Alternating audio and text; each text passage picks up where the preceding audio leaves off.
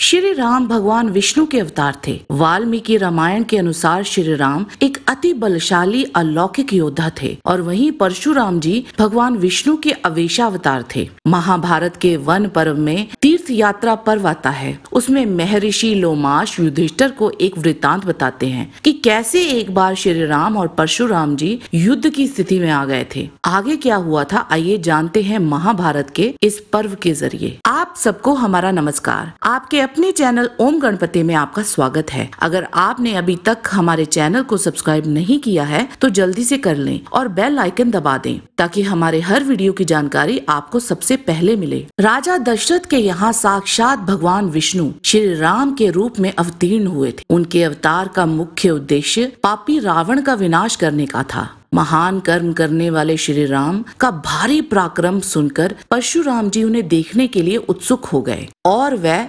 क्षत्रिय संहारक दिव्य धनुष लेकर अयोध्या में आए। उनके वहां आने का मुख्य उद्देश्य श्री राम के बल पराक्रम की परीक्षा लेना था। महाराज दशरथ ने परशुराम जी को लेने के लिए श्री राम को भेजा। जब परशुराम जी ने श्री राम को वहां धनुष धारण किए हुए देखा तो वो हंसते हुए बोले, ये मेरा धनुष है जिससे मैंने क्षत्रियों का संहार किया था। अगर तुम में इतना शक्ति बल है तो इस पर प्रत्यंचा चढ़ाकर दिखाओ। ये सुनकर श्री राम अचंभित हुए और परशुराम जी से बोले, आपको ऐसे मुझ पर आक्षेप नहीं करना चाहिए। मैं भी क्षत्रिय धर्म का पालन करने में अधम नहीं हूँ और खासकर इक्ष्वाकु वंशी क्षत्रिय अपने बाहुबल की प्रशंसा नहीं करते। तब रोष पूर्वक श्री राम ने वह दिव्य धनुष परशुराम जी के हाथों से ले लिया और उस पर तुरंत प्रत्यंचा चढ़ा दी और उस धनुष की टंकार फैलाई और श्री राम परशुराम जी से बोले, हे ब्राह्मण, ये लो, इस धनुष की प्रत्यंचा तो मैंने चढ़ा दी, अब मैं आपका और कौन सा कार्य करूं। परशुराम जी ने तब श्री राम को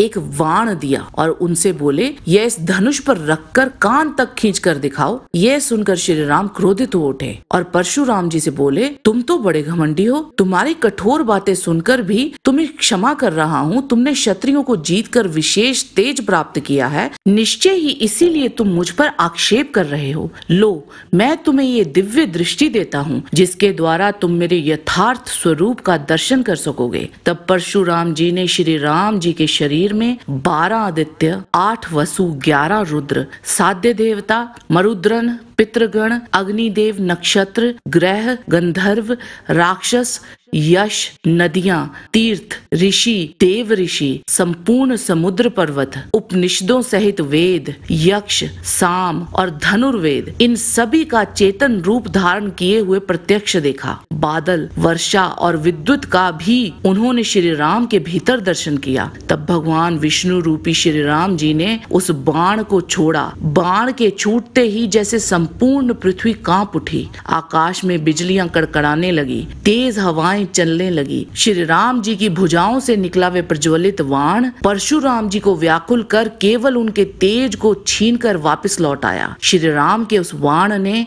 परशुराम जी की संपूर्ण तपस्वी योग्यता भंग कर दी थी। परशुराम जी तब मूर्छित हो गए। जब उनको पुनः होश आई तब मरकर उठे मनुष्य की भांति उन्होंने श्री राम को नमस्कार किया। तत्पश्चात वो विष्णु रूपी श्री राम की आज्ञा लेकर पुनः महेंद्र पर्वत पर चले गए और वहां भयभीत और लज्जित हो तपस्या में लीन होकर रहने लगे। तदंतर 1 साल बीत जाने पर तेजहीन और अभिमान शून्य होकर रहने वाले परशुराम जी को दुखी देख उनके पितरों ने कहा, तुमने भगवान विष्णु रूपी श्री राम के पास जाके जो बर्ताव किया था वह ठीक नहीं था। इसीलिए अब तुम वसुंधरा नदी के तट पर जाओ और वहां तीर्थों में स्नान करके तुम अपना तेजोमय शरीर पुनः प्राप्त कर लोगे। यहाँ पर तुम्हारे प्रपित महाभृगु ने भी उत्तम तपस्या की थी। परशुराम जी ने पितरों के कहे अनुसार वैसा ही किया और उस तीर्थ में नहाकर उन्होंने पुनः अपना तेज प्राप्त कर लिया। इस प्रकार अनायास ही महान कर्म करने वाले परशुराम जी विष्णु स्वरूप श्री राम जी से भिड़कर इस दशा को प्राप्त हुए थे। आज के वीडियो में बस इतना ही। जाने से पहले लाइक बटन जरूर दबा दीजिए और वीडियो अच्छा लगा है तो शेयर कीजिए। आपसे फिर मिलते हैं एक नए रोचक वीडियो के साथ। तब तक के लिए आप सबको हमारी शुभकामना। नमस्कार। जय श्री राम।